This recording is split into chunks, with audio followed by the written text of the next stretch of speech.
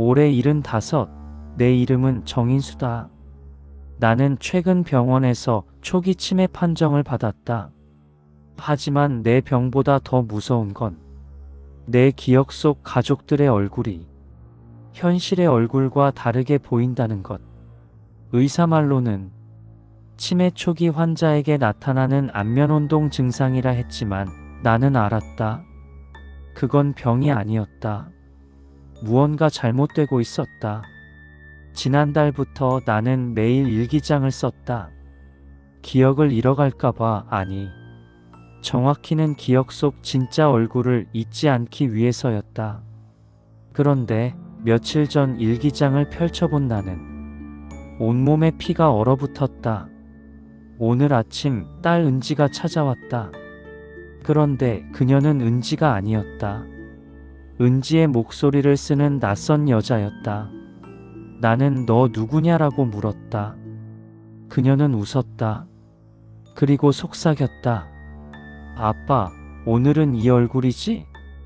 글씨가 떨려 있었다. 내가 쓴 글씨인데 마치 기억 속 내가 공포에 질려 있었다. 나는 그날을 떠올렸다. 며칠 전 아침, 큰딸 은지가 반찬을 들고 찾아왔다. 아빠, 요즘 밥은 드시고 다니세요? 목소리는 분명 은지였다. 하지만 나는 순간 몸이 굳었다. 그녀의 얼굴이 내 딸 은지가 아니었다. 전혀 다른 여자였다. 키도 다르고 피부색도 다르고 특히 눈매는 너무 냉했다. 나는 떨리는 목소리로 물었다. 너 누구냐?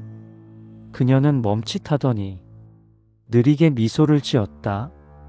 아빠, 농담이에요. 은지라니까요. 그런데 그녀는 순간 눈 아래를 스친 작은 점을 손으로 덮었다.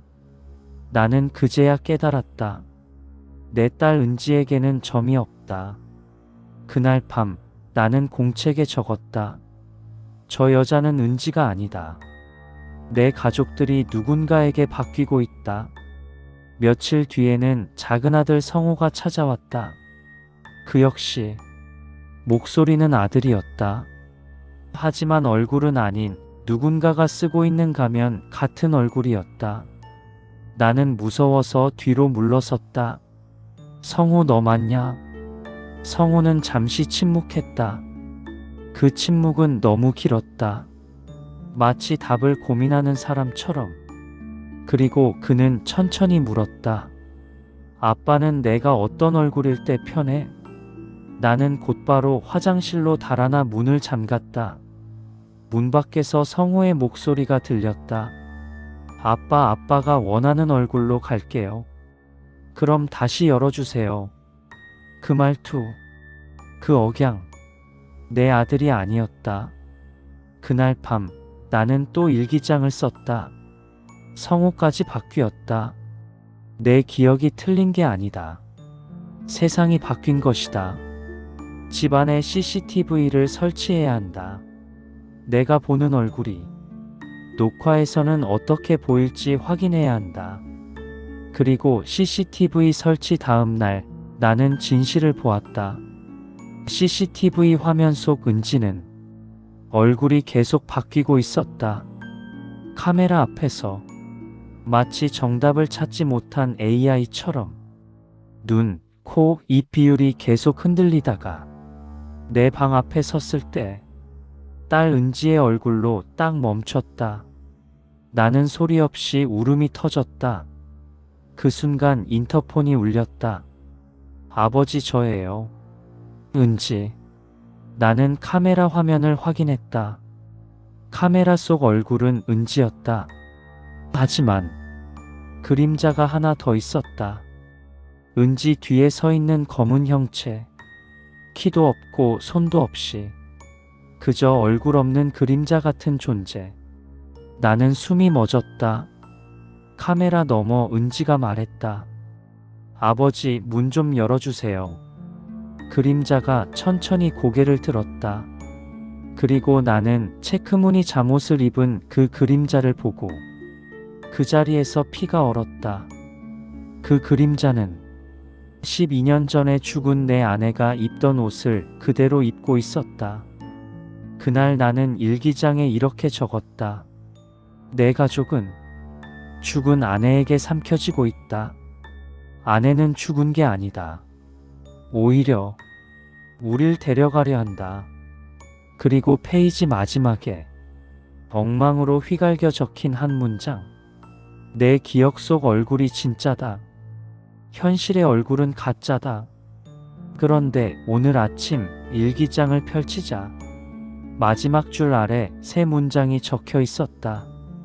나는 그 문장을 본 순간 숨이 멎었다. 인수야, 내가 나를 잊어서 이런 일이 생긴 거야. 기억을 되돌릴 때까지 가족은 계속 바뀔 거야. 서명 정미라 아내.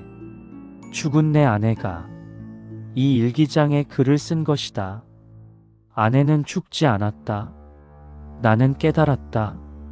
아내는 기억 속에서 살아남은 채 우리 가족을 차례로 데리고 가고 있다. 그리고 오늘 밤 나는 아내를 다시 보게 될 것이다.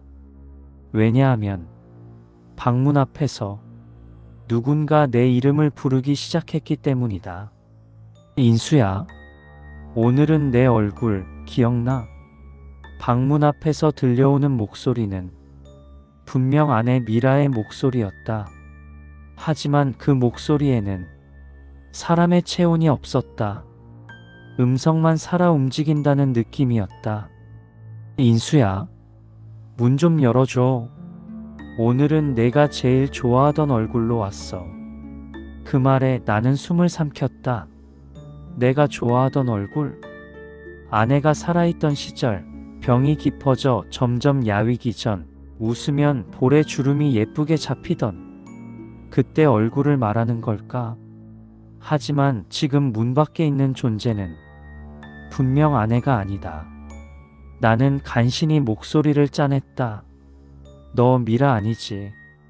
문 너머에서 조용한 웃음이 들렸다. 맞아. 너는 기억을 잃지 않았네. 웃음은 금방 사라졌고 그 뒤로는 아주 낮고 깊은 목소리가 들렸다. 그럼 더는 속일 필요 없겠다. 순간 쾅! 문이 세게 흔들렸다. 손잡이가 휘어지고 문틀이 삐걱거렸다. 나는 소파 뒤로 몸을 숨기며 갈피를 잡지 못했다. 아내가 왜 이런 걸까?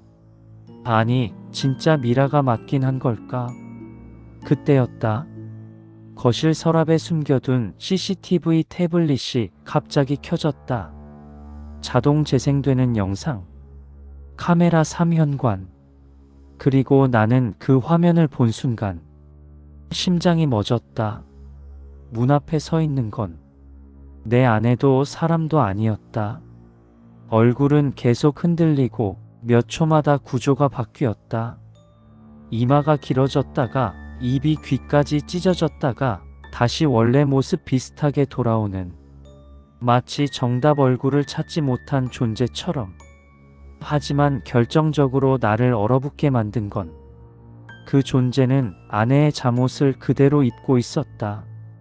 12년 전에 돌아가실 때 입던 완전히 썩어 들어간 그 잠옷. 나는 태블릿을 떨어뜨렸다. 그 존재가 말했다. 인수야, 문 열지 않아도 돼. 기억만 내놔. 그리고 천천히 손 같지 않은 손이 문틈 아래로 스르륵 밀려 들어왔다. 길고 마디가 없고 부드럽게 미끄러지는 어둠 같은 손. 나는 비몽사몽처럼 뒤로 물러나다. 방 안구석에서 일기장을 보았다. 지난달부터 매일 기록해온 내 기억의 마지막 보루. 그 순간 일기장이 스스로 펼쳐졌다. 그리고 페이지가 휙휙 넘어가며 어떤 문장을 보여주었다. 기억을 잃은 건 내가 아니다. 기억을 숨긴 사람은 아내 미라다. 나는 숨이 멎었다. 숨긴 사람. 그때 또 한 줄이 나타났다. 너는 미라가 죽던 날의 진실을 지워버렸다. 그래서 미라는 내 기억 속에서 갇혔다. 나는 머리가 깨질 듯 아팠다. 미라가 죽던 날, 나는 무엇을 봤던 걸까? 왜 기억이 비어 있을까? 방 밖에서는 문이 점점 벌어지는 소리가 났다. 끼익끼익 인수야, 왜 기억을 숨겼어? 그 목소리는 분명 미라였다. 하지만 동시에 미라가 아니었다. 그리고 그 순간 현관 비밀번호가 눌렸다. 삑삑삑삑. 인수 아버지, 문 열어봐요. 그 목소리는 진짜 딸 은지였다. 나는 얼른 몸을 일으켰다. 문이 열리자 바람이 한 번 확 들어왔다. 아빠, 지금 무슨 일이? 은지가 말을 멈췄다. 그녀는 문 밖 바닥에 떨어진 썩어가는 잠옷 조각을 발견했다. 이게 뭐예요? 나는 떨리는 목소리로 말했다. 미라, 내 엄마 옷이다. 그 순간 은지 얼굴이 새하얗게 질렸다. 아빠, 엄마 그거 화장하고 다 태웠잖아요. 남은 조각도 없었는데 어떡해. 나는 말없이 고개를 저었다. 은지야, 지금 우리 집에 있는 애는 내 엄마가 아니다. 은지가 천천히 내 뒤쪽 어둠을 바라보았다. 거실 구석 아무도 없는 그곳에서 갑자기 들려왔다. 은지야, 엄마야. 은지는 비명을 지르며 뒤로 물러났다. 그 목소리는 아내의 것이었지만 아내가 죽기 전 마지막으로 부르짖던 그 비명 섞인 목소리와 똑같았다. 아빠, 엄마 죽던 날 집에서 무슨 일 있었어요? 나는 말을 하려 했지만 입이 떨어지지 않았다. 그 순간 일기장 페이지가 한 번 더 넘어갔다. 미라는 내가 기억을 숨긴 이유를 알고 있다.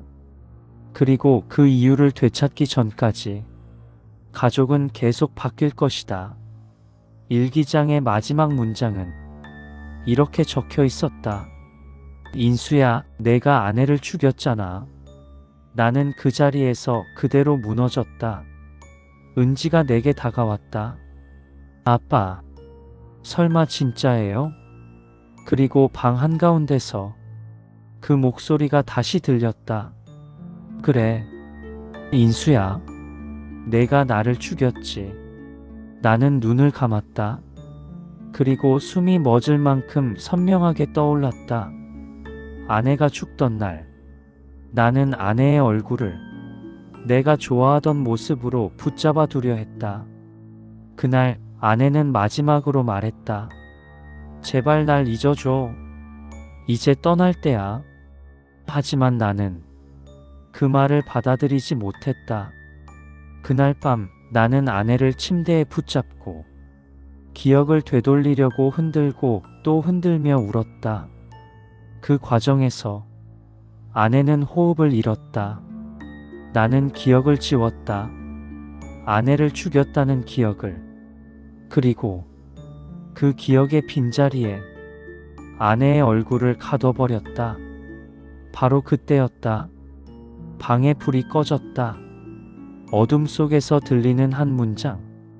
인수야, 이제 내 기억을 받으러 왔어. 불이 꺼진 방에서 들려오는 목소리는 더 이상 목소리가 아니었다. 숨이 붙은 듯 또는 죽은 자가 마지막 남은 숨으로 짜내는 것처럼 갈라지고 울퉁불퉁한 소리. 인수야, 이제 내 기억을 받으러 왔어. 그 말이 끝나자 방 안은 공기의 흐름조차 멈춘 듯 고요해졌다. 은지가 내 팔을 꽉 잡았다. 아빠, 제발 움직이지 마요. 저거 사람 아니에요. 나는 은지의 손을 잡으려 했지만 그 순간 툭! 어둠 속에서 무언가 바닥에 떨어졌다. 무겁지 않았다. 딱 고무 같은 가벼운 소리. 나는 떨리는 손으로 휴대폰 손전등을 켰다. 그 빛이 비춘 건 사람 얼굴이었다. 그러나 살아있는 얼굴이 아니라 아까 CCTV 화면에서 보았던 그 흔들리던 가면 중 하나. 볼 부분이 찢어져 있고 눈구멍은 허공을 향해 있고 입은 미세하게 미소를 짓고 있는 얼굴 껍데기였다. 아, 아빠. 은지가 비명을 삼켰다. 그때 천장에서 무언가 천천히 내려왔다. 검은 형체. 하지만 이번엔 조금 달랐다. 아내 미라의 얼굴이 붙어 있었다. 아까는 흔들리던 얼굴이었지만 지금은 완벽했다. 미라가 살아있을 때 내게 마지막으로 미소 지어주던 그 얼굴. 그 얼굴이 천장에 매달린 채 거꾸로 내려다보며 웃었다. 인수야. 기억이 돌아왔네. 나는 숨을 몰아쉬었다. 미라. 미안해. 그땐 내가 쉿. 그 존재는 손가락을 입술에 대는 신용을 했다. 아직 아니야. 아직 완전히 돌아온 게 아니야. 그 순간 거실에 있던 TV가 스스로 켜졌다. 화면에는 12년 전 병실 CCTV가 재생되고 있었다. 나는 화면에 빠져들었다. 아내 미라는 기력이 다해 누워 있었고 나는 침대 옆에서 울며 매달려 있었다. 미라야, 떠나지 마. 제발. 내가 널 잊지 않을게. 기억할게. 평생. 그러자 아내가 약하게 말했다. 그래서 안 돼.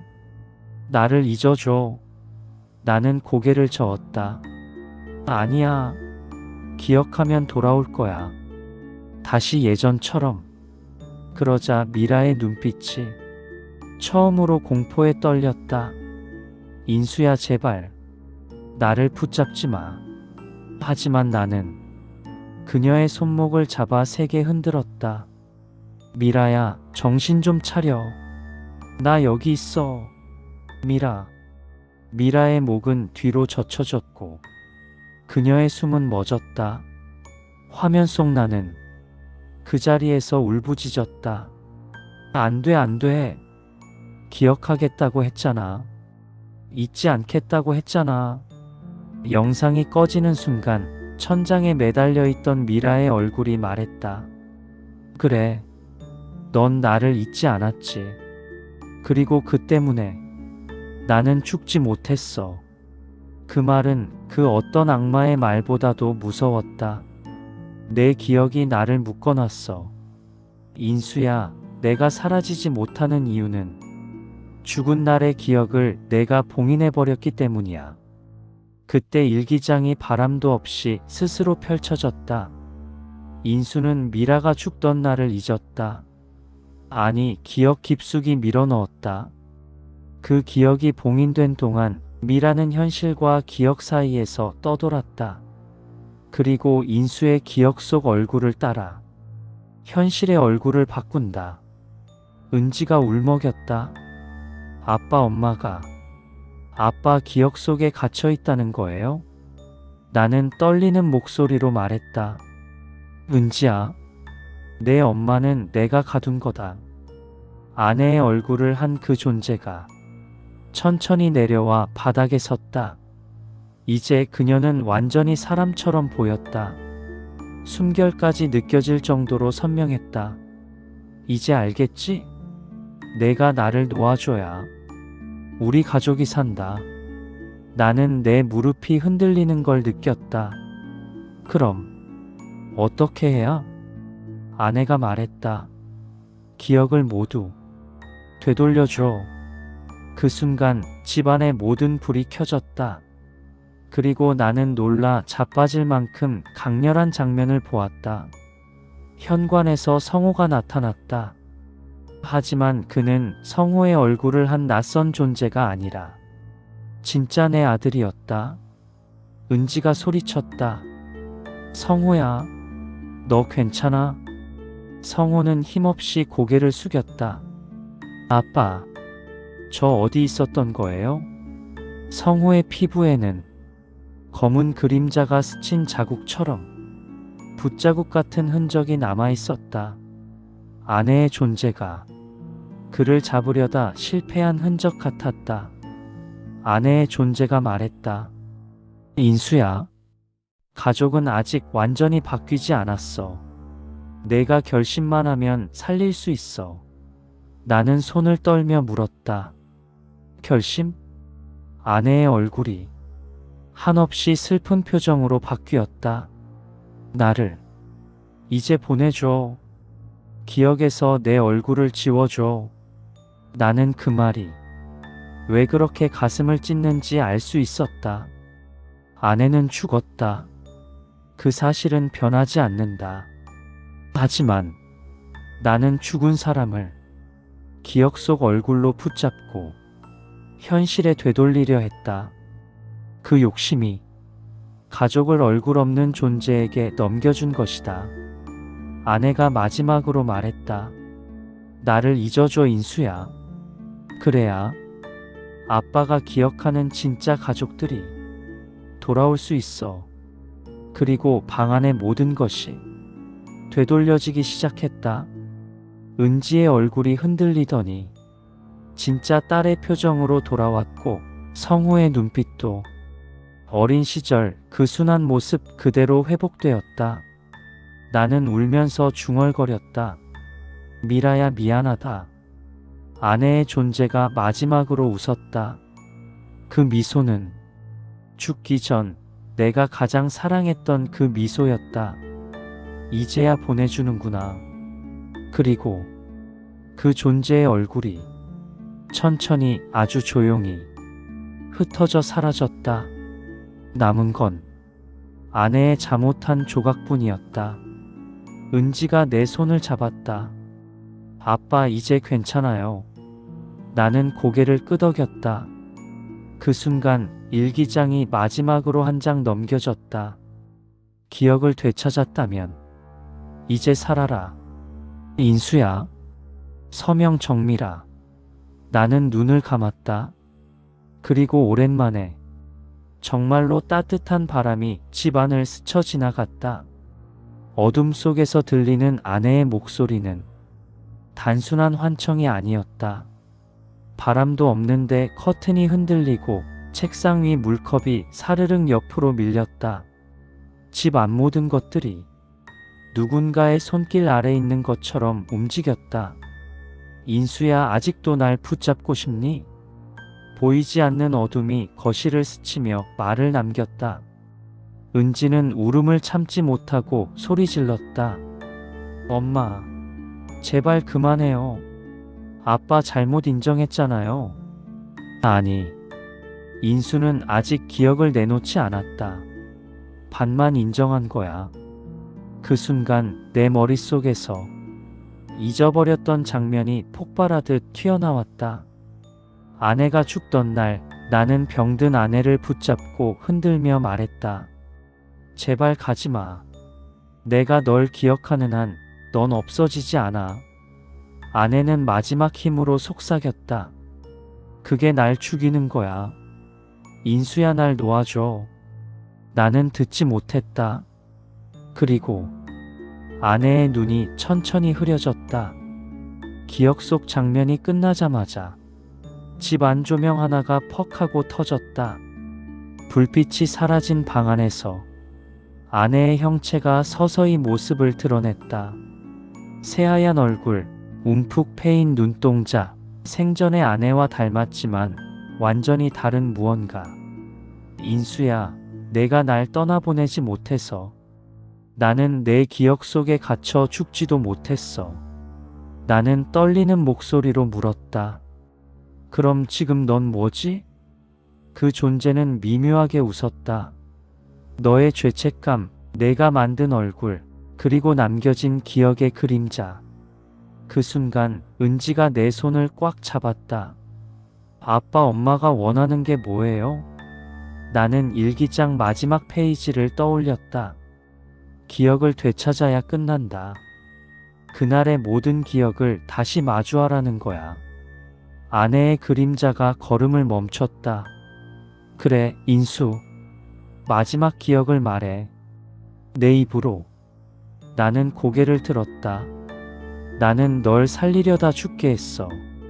그리고 심장이 무너져 내릴 것 같았다. 그리고 난 그 기억을 숨겼어.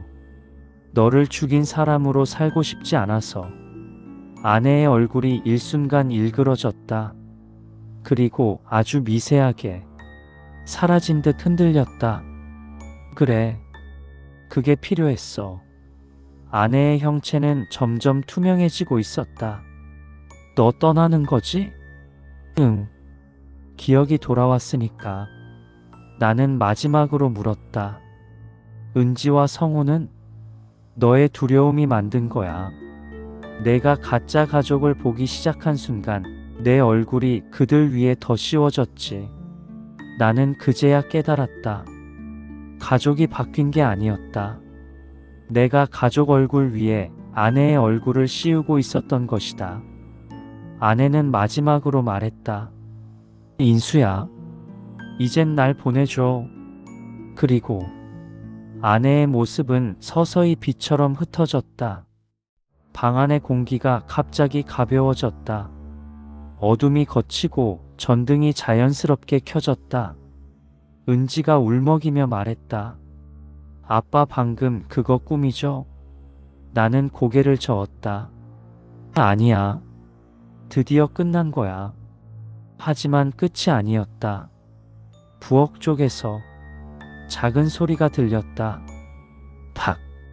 나는 천천히 다가갔다. 부엌 테이블 위에는 어제까지 없던 작은 꽃 한 송이가 놓여 있었다. 하얀 카네이션. 아내가 생전에 내 생일이면 꼭 꽂아주던 꽃. 나는 꽃을 손에 쥐었다. 미라가 마지막으로 인사하고 간 거야. 은지는 눈물을 훔쳤다.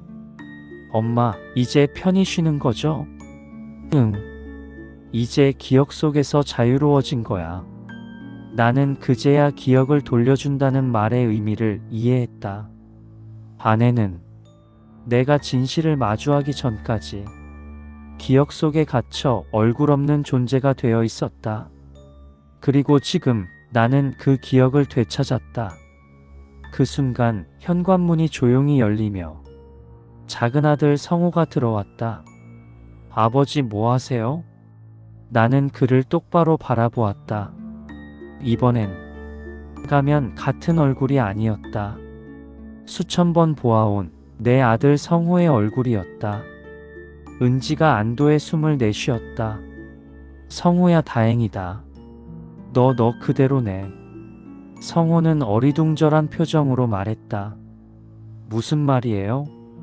저 오늘 회사 끝나고 바로 왔는데. 나는 아이 둘을 바라보며 미소 지었다. 그래. 이제 모든 게 제자리로 돌아왔구나. 그때 휴대폰이 울렸다. 발신자 정미라. 나는 얼어붙었다. 은지와 성호도 숨을 삼켰다. 하지만 전화기 화면에는 작은 한 문장만 떠 있었다. 고마워. 이제 정말 간다. 그리고 바로 사라졌다. 나는 조용히 중얼거렸다. 잘 가, 미라야. 문득 창밖을 보니 하늘에서 바람이 살짝 흔들리고 있었다. 마치 누군가 마지막으로 손을 흔드는 것처럼. 나는 미소 지었다. 그리고 일기장을 조용히 덮었다. 2025년 12월 8일. 오늘 미라는 떠났다. 나는 드디어 기억을 되찾았다. 일기장 마지막 페이지 아래 어느새 새 글씨가 적혀 있었다. 잊지 마. 사랑은 기억 속에서도 살아. 미라. 나는 천천히 창문을 닫으며 말했다. 이제 정말 끝났다. 집 안은 조용했다. 그리고 오랜만에 정말로 평온했다.